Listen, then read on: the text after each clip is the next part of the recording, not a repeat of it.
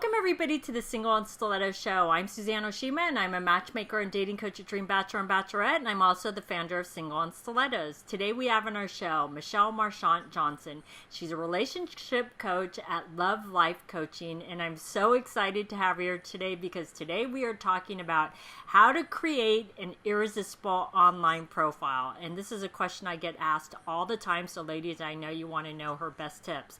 But before we jump into it, Michelle, I would love for you to tell our audience a little bit about you and how you became a relationship coach. Thank you, Suzanne. I'm so happy to be here, and welcome to all of you.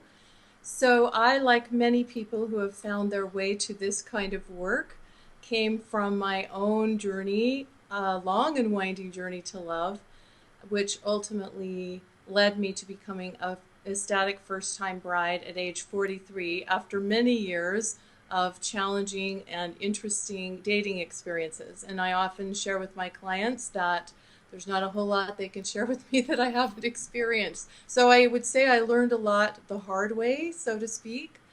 But in so doing, I also gained a lot of wisdom. And when I turned 40 and was still single, I sought some support, which helped me to discover some self-defeating thoughts and patterns that had been sabotaging my love life.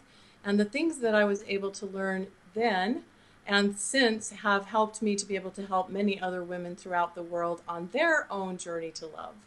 Awesome. Well, let's jump into this hot topic. So, Michelle, tell us your first tip on how to create an irresistible online profile. Thank you, Suzanne, and I'm so glad we get to talk about this because there's so much to writing that goes into writing a really irresistible profile, things that you may or may not have thought about before. And the first one is though your profile is to represent you and what you might be looking for, you have to really remember who it is that you're writing the profile for.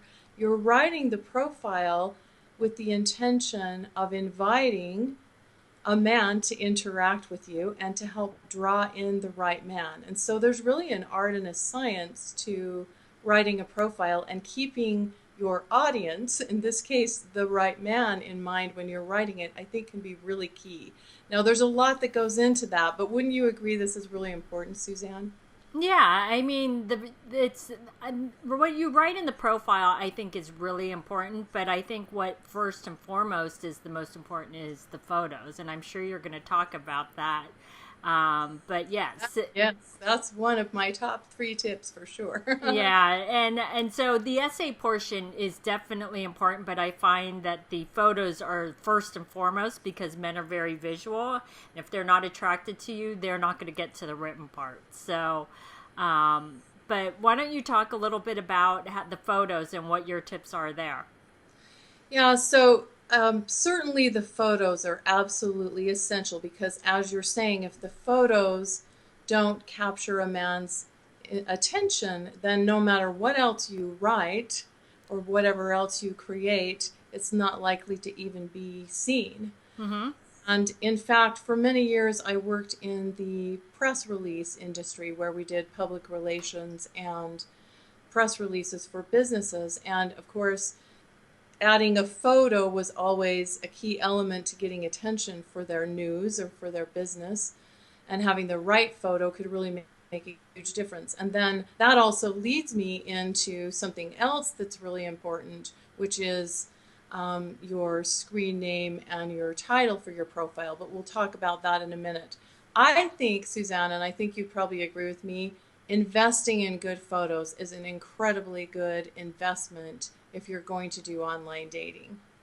Yeah, I mean, this is what I would say. I've seen a lot of online dating profiles where the photos are actually horrible. And you have to look at this as basically an advertisement for yourself.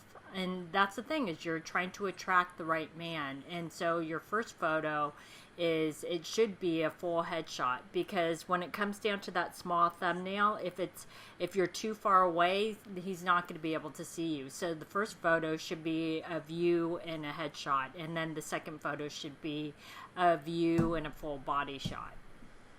Yeah, I agree. And I also believe that it's a nice thing, even if you're not a woman that typically wears a dress a lot or wears heels a lot or anything like that, because you're wanting to attract a man. Mm-hmm. And typically, even if you don't dress that way, it can be really attractive to a man to see you dressed up in a feminine way with a dress or a skirt and maybe a nice little heel. Even if Exactly. it's not how you dress on your day-to-day life. Most men know that most women are not going to be wearing their nicest dress and high heels every day.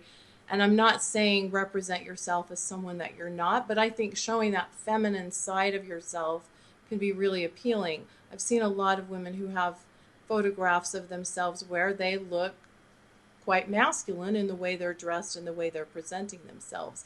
And I think a nice bright color that's flattering to you, wear a little makeup, even if that's not something you normally do, and really try to put your best foot forward. It's really almost like looking for a job, right? You No, it is. put It your best foot. definitely is. And I have to say that I think it's important, and I totally agree with you, Michelle, about, putting a dress on, heels on, showing your feminine side. And I know some women will say, but that's not really me all the time. And that's okay, because you just want to show all different sides of yourself so that he can see you dressed up, he can see you casual, but so that he sees all different sides of you, because you don't want him to see, like Michelle said, where you have just the masculine side, because that's not always going to appeal to him. It's not to say that he doesn't want that in you at all, but he needs to see that you have a full array of how you can look, right? Mm-hmm. So, Yeah, it's like a diamond. You want to see different facets. You want to represent different facets. And they say a picture represents 1,000 words, and you want him to be able to see different aspects of your personality and who you are. And I also really like the idea of at least one of your pictures, not your main profile picture or perhaps not your secondary picture, but if you're going to go beyond that, of you doing something fun, of you doing something yeah. that you really enjoy or something that you're really passionate about, because like, again, that gives you that opportunity to show that other facet of yourself. Exactly. Well, so what's your third tip, Michelle?